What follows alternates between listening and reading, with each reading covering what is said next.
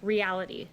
As Portland's Democrat Mayor Ted Wheeler tweeted, quote, "What I saw last night was powerful in many ways. I listened, heard, and stood with the protesters, and I saw what it means when the federal government unleashes paramilitary forces against its own people." That was a quote from the Democrat mayor, who quite literally stood in the middle of a riot as violent protesters attacked a federal building. That is appalling, and Mayor Wheeler's clearly failing at his duty to protect his streets and his city there in Portland. The federal government has a sworn duty to uphold the laws of the United States. Through field offices and federal facilities across the country, these agents protect and serve the American people. Yet the rhetoric of the left undermines our justice system, with Nancy Pelosi calling them stormtroopers, Jim Clyburn calling them the Gestapo, and Wheeler using the term paramilitary forces. Under President Trump, violent crime rates in America finally began to fall. Rhetoric like this cannot be allowed to set us back. Augmenting the Federal Protective Service, guarding federal property in Portland, our brave officers have since augmenting them, I should say, our brave officers have faced all of these various things, like rioters barricading officers inside the Hatfield Federal Courthouse, trapping officers inside. A, quote, commercial-grade mortar firework was launched by rioters. A federal agent's hand was impaled by planted nails. Another federal agent was shot with a pellet gun, leaving a wound deep to the bone, and tragically, 3 federal officers were likely left permanently blinded by the rioters using lasers pointed directly at their eyes. These are not the actions of so-called peaceful protesters, and the Trump administration will not stand by and allow anarchy in our streets. Law and order will prevail, and I have a short video for you because I want it to be real, what is happening right now in Portland. So if we could play that video, that'd be great.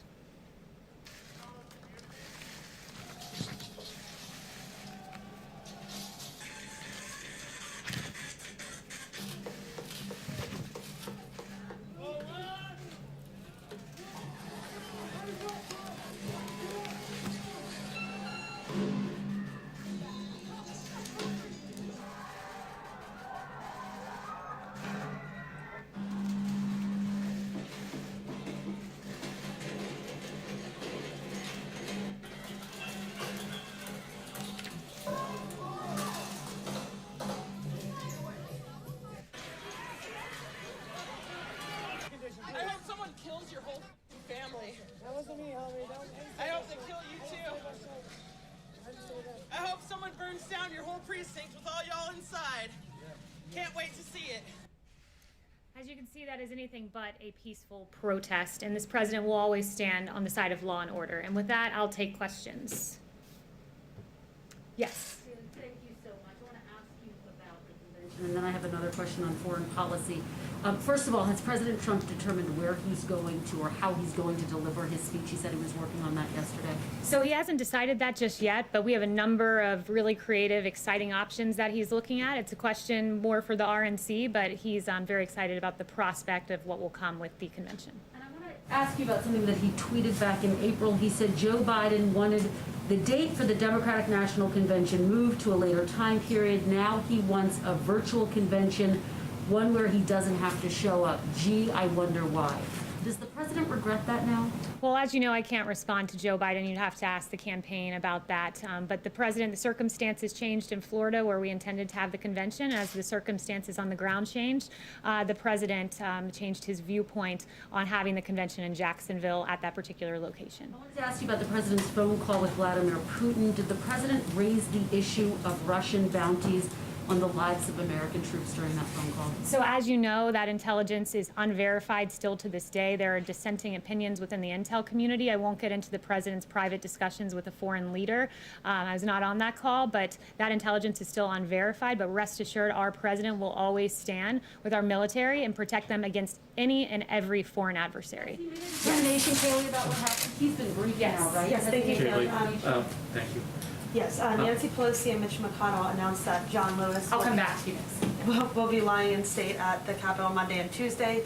Does the president plan to go to the Capitol to visit John Lewis on one of those days? I have no announcements about the president's upcoming plans, but John Lewis was a civil rights icon. We lowered the flag at the White House here to signify that. So I have no future announcements of the president's plans other than to make that one note. Yes. Thank you, Kayleigh. So the Senate has approved overwhelmingly a bill that would require the renaming of bases that are named after Confederate leaders.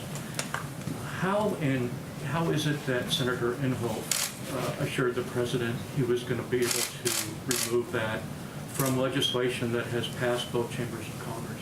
Yeah, I'll leave that to Senator Inhofe as to how that works legislatively speaking, but the president was assured by Senator Inhofe that that would be changing and that Republicans stood with the president on this and stood with the rest of America. 56%, according to an ABC Ipsos poll, are opposed to the changing of the U.S. base name. Kevin. Kayleigh, thanks. Two quick questions. I think you probably hear this often. When can Americans expect some money in their pockets by way of stimulus? What's the president's plan to get that money to them as quickly as possible? And just a question about COVID reporting. Is the White House at all concerned about inaccuracies or inconsistencies with respect to COVID death reporting? So first, let me note, when we look at numbers, we want the most accurate reporting. And I went through last week at the CDC numbers. We want to make sure hospitals are truly reporting all the information they're getting. One of the systems of data gathering, only 81% of hospitals were reporting into. Another HHS system was getting a more full picture of what we're seeing in hospitals. So we want to ensure all of our information is accurate.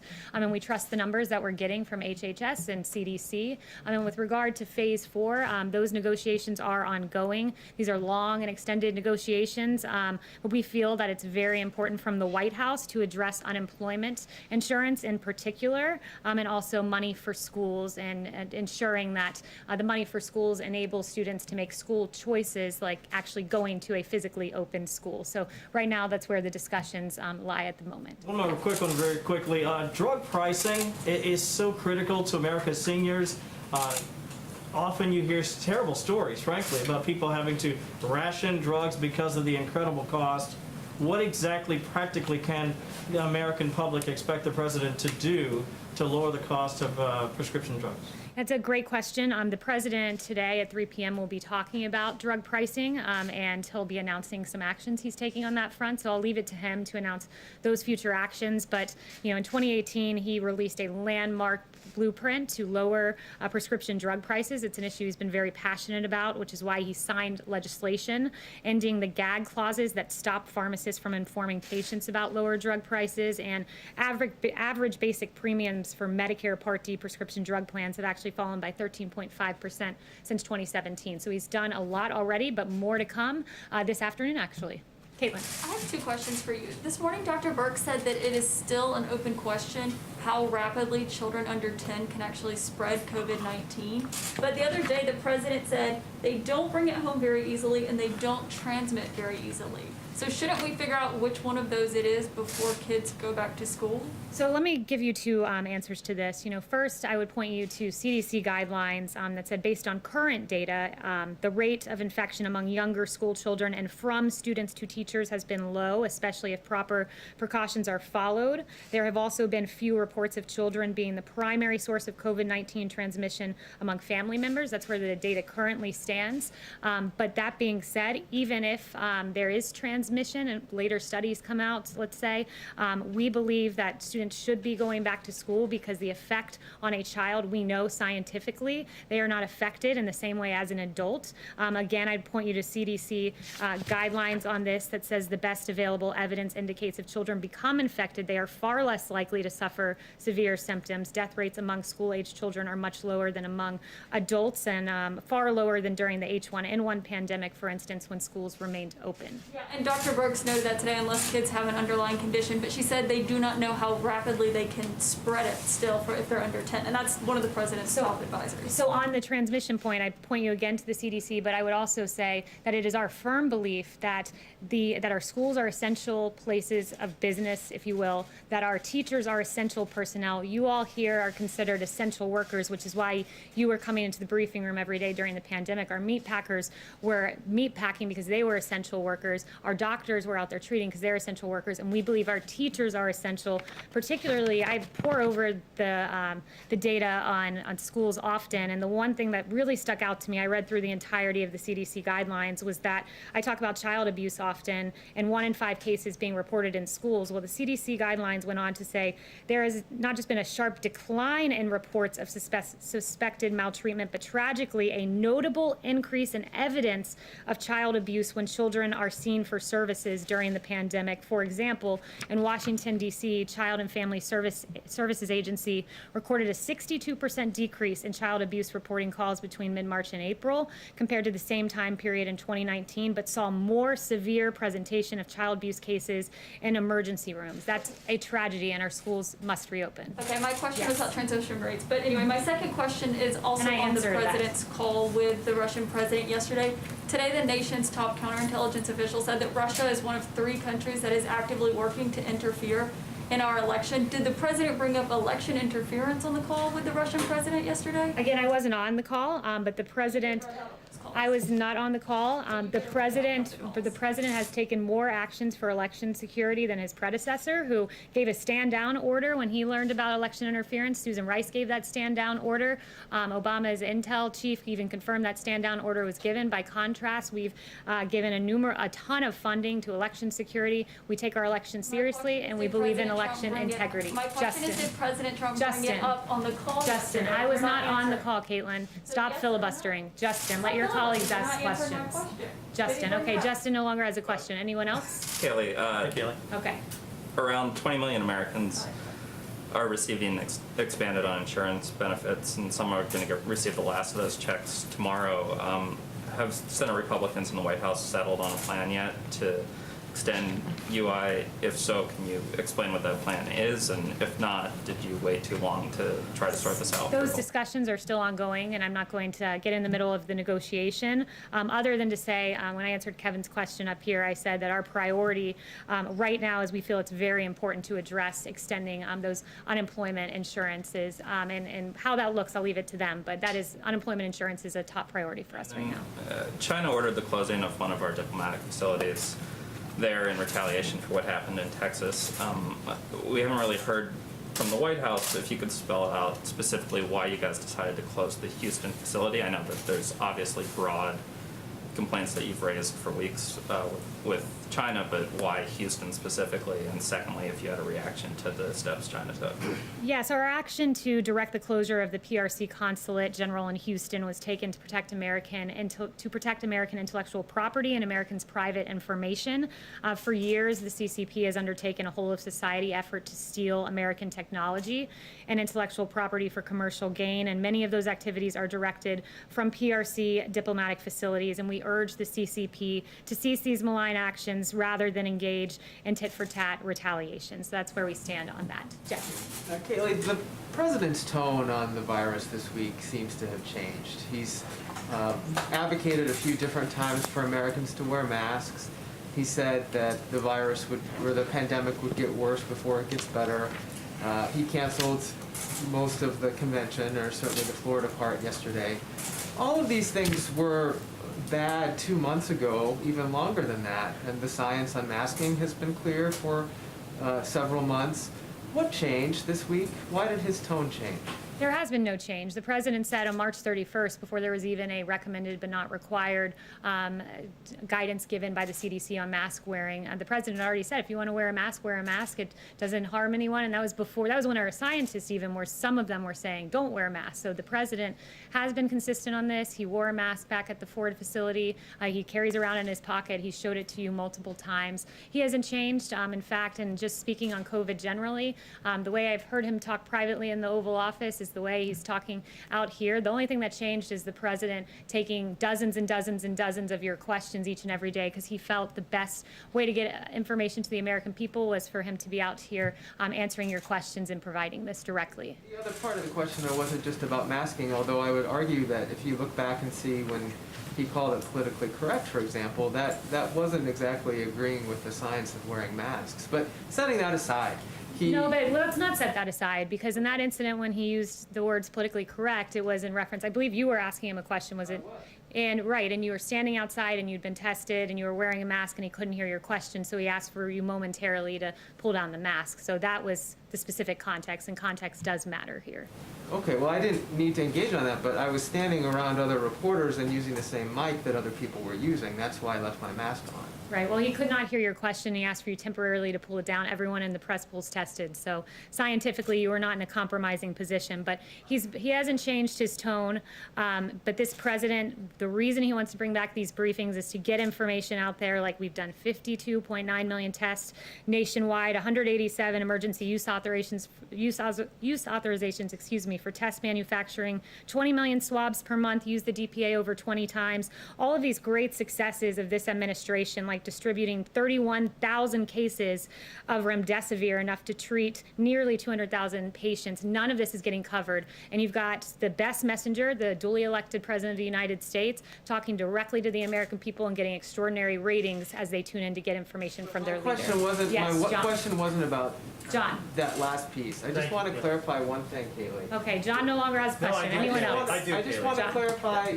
I don't want to talk over it. Let me, if you don't mind, Jeff, maybe we can come back to you. I would like to finish my question. Yeah. Well, Yeah, but let me when ask my everyone in the question. front rows get 5 questions, people in the back row don't even get the opportunity to ask questions. Just that you're Thanks, not Kayleigh. answering the question. I want to ask about the Senate Defense Authorization Bill, which passed by a veto-proof majority yesterday, and the House earlier this week also passed their version of the defense bill, also by a veto-proof majority. And both of those bills contain mandates that the Pentagon rename these military bases, which are named in honor of Confederate generals. I want to ask you, does the president believe that his position, which we're all familiar with, it's helpful in terms of recruitment, specifically for African Americans? Explain how that position will help recruit African Americans in an all-volunteer military force. The president stands with the American people. 56% don't want to see the bases' names changed. Where he stands is in a place where many soldiers who have lost their lives overseas, the last ground that they saw were these bases, and by changing their names, he believes that it is not appropriate that those soldiers who lost their lives to be told that the ground that they familiar with his left. position, and you just restated it very well, but I'm asking you specifically, how is this helpful for an African American who wants to volunteer for our all-volunteer military forces to go to a base that's named for a Confederate general that worked to still put and keep in place slavery, which impacted their ancestors? Because the bases are not known for the generals they're named after. The bases are known for the heroes within it, the great Americans, black, white, Hispanic, of every race who have died on behalf of this great country. And 56% of the nation agrees with the president. Your position that Yes. it won't impact Yes. it won't impact in any way recruitment is what your position is. Next question. I Is that a already answered yes that or one no? twice. It's just a yes or no. Kayleigh, I want to circle back to school choice, which you mentioned a few minutes ago. So that means the potential for shifting federal funds away from schools that don't open so that parents can use those funds for homeschooling or for private schooling. The president vehemently opposes defunding police. Why is defunding public schools okay? So the president has never wanted to take money away from schools, take money away from education. It is about keeping it with the child. The purpose of school funding is to educate a child. The child, if a school is closed, loses the opportunity to receive education and needed social services. I put up the chart a few weeks ago from McKinsey & Co. That showed that the student most impacted is the low-income student who's in a low-income community and doesn't have the resources as some other students. So that student should not be deprived of an educational opportunity and forever never be able to recover the deficit that child has had by being out of school for an entire year or more. The schools in those underserved communities also are the ones that generally have terrible ventilation. They need the most money for upgrading. If this money is shifted away from those schools, how will they ever get into a situation where they could, in the case of a pandemic, properly serve their population. Well, your question's a bit befuddling because if the problem is ventilation in schools and the school's closed and you're fixing the ventilation, the student isn't even in the facility because the school isn't even open. The whole point is the student deserves an educational opportunity and a good educational opportunity, which is why the money must follow the student. And I would also note in the CDC guidelines that they said, with regards to food in particular, that there are 15 million children participating in the school breakfast program, 30 million in the school lunch program, and they said, quote, "It is difficult to maintain this type of school nutrition program over the long term." And they were talking about how we've managed to get meal services throughout the periods of school closures, but they went on to say it's difficult to maintain this type of program over the long term. There are severe consequences. I've mentioned the child abuse, the loss in education, and also when it comes to nutrition services as well. Yes. Kayleigh, with the payroll tax cut now off the table, is there anything that the White House considers a red line in negotiations with Democrats? And then also I have another question. Yeah, I'm not going to get into red lines. These negotiations are ongoing, and I'm not in the middle of them, so I'll wait to find out what the conclusions of those negotiations are. But I would just signal what I said at the top of this briefing about unemployment insurance being very important. And then President Trump called off the convention in Florida, citing safety. Does that give him pause for any of his future upcoming travel, like to Texas next week, which is a hot spot? We take all necessary precautions, and we protect the president, his staff, and we make sure that we're following the guidelines and social distancing, and so we don't have concern about future travel. Yes. The accusations that China is stealing intellectual property are not new, but why came this order to shut down the consulate in Houston now, roughly 100 days before the election? I'm not going to give any further information about our intelligence from the briefing podium other than to note what I told Justin earlier on that particular matter. Yes. Thank you, Kayleigh. On the question of reopening schools, yesterday, just minutes after the president announced that he was going to cancel the Republican convention events in Jacksonville, he also made the case again for reopening schools. So why is it not safe to hold a Republican convention, but it is safe to reopen schools? Yeah, the schools are a different situation when you have children who, as the CDC guidelines clearly note, are not affected in the same way as adults. We can make certain arrangements like social distancing in schools and follow the CDC guidelines that have been laid out and they're the best world guidelines I referenced. We can get our schools up to the best place we can get them in, especially if we're given additional school funding, the $105 billion that was mentioned that we are keen to see in a phase 4. So it's a different scenario when you have packed adults in the room versus these students that we can make precautions and take measures to protect. Yes. Thank you, Kayleigh. I have a question about COVID, but first I want to ask about the use of federal officers. Does the president believe he has the power to send DHS agents and officers anywhere in the country that he wants to?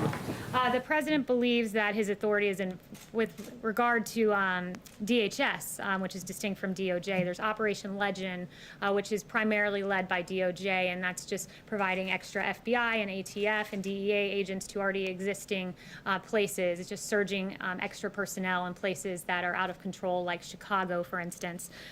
Separate and distinct from Portland, which is DHS, and his power pertains to 40 U.S. Code 1315. I read that statute for you in the last briefing, so I won't bore you with reading it again, but that's with protecting federal property. So those are the two lanes that we've acted on and look at. For those DHS, those officers and agents, does he believe he has the power to send them anywhere he wants? He believes they're there to protect federal property, so I'll leave it to you to determine where's federal property. And just to follow up on that, I mean, has the president reminded those federal agents and officers that their constitutional obligation to not violate search and seizure rights and not take people into custody without probable cause? Well, Chad Wolf is leading this operation over at DHS, and he has made clear that his officers are acting within the bounds of the law. Of course, we encourage everyone to act within the bounds of the law and the Constitution. The president said he loves the Constitution. We haven't heard him speak about that particular part of the Constitution in this context. President Trump has repeatedly said that he wouldn't watch sports or support sports if players continue to kneel. So why has he agreed to throw out the first pitch at the Yankees game next month, considering that baseball player is not at last night's games? Yeah, I'll leave it to him as to address the Yankees game. He's very excited to throw out the first pitch, and I was not a part of the discussions as to how that's going to work in terms of the first pitch. I've learned about it when you guys did, and he's very excited to throw it out. Yes. Thank you, Kayleigh. 2 questions. We understand that the governor of Florida is on campus today. Can you confirm and can you talk about that visit? Will he be meeting with the president? Yes, Governor DeSantis is here. He's here to be a part of the drug pricing event, but he will be talking and meeting with the president further to discuss COVID and other matters. Question about Okay, COVID. will they be in terms of- discussing the convention? I had two questions, if I may ask the second one. This Do is you why have I any- like to save time for you guys in the back. I appreciate So I often it. get to. Yeah. Yes, do you have any guidance on when the president will be signing that immigration order that he's been talking about on DACA? Yeah, so no guidance other than to say I laid out that he would have a merit-based EO and he really would like a legislative fix for DACA and would like Democrats to come to the table, but no guidance on timing just yet. Chanel. Thank you, Kayleigh. On federal law enforcement efforts, namely Operation Legend, we're talking about funding for a lot of these programs. Anytime we're talking about federal anything, we should be talking about the money behind it. So with Operation Legend, it appears to be filling a law and order void in majority Democrat cities.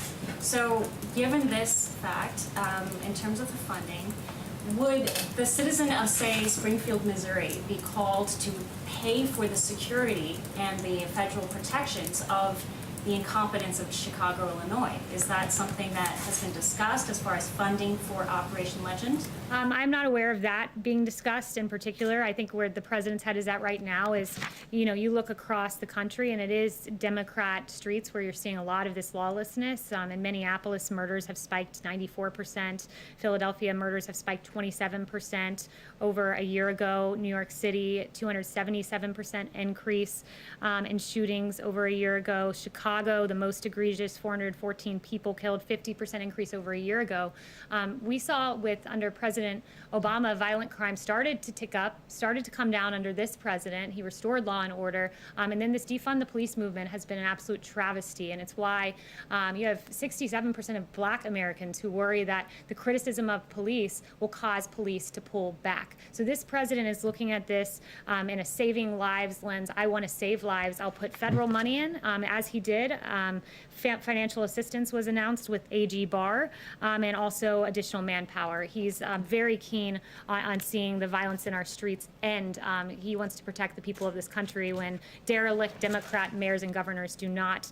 And he's also appalled by cancel culture, and cancel culture specifically as it pertains to cops. We saw a few weeks ago that Paw Patrol, a cartoon show about cops, was canceled. The show Cops was canceled. Live PD was canceled.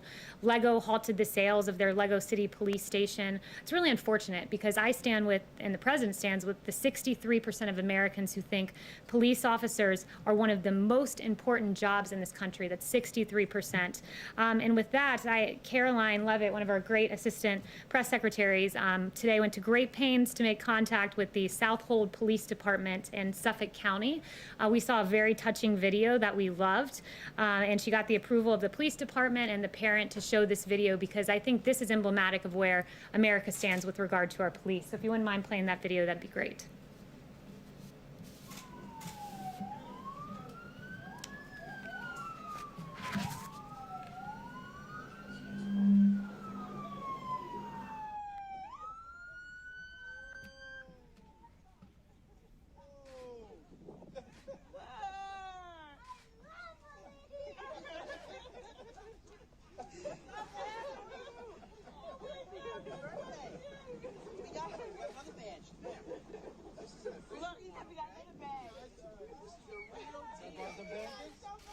Thank you. What you want to be when you grow up? Yeah. We'll still be here, so. Thank you to our heroic police department around the country. America stands with you.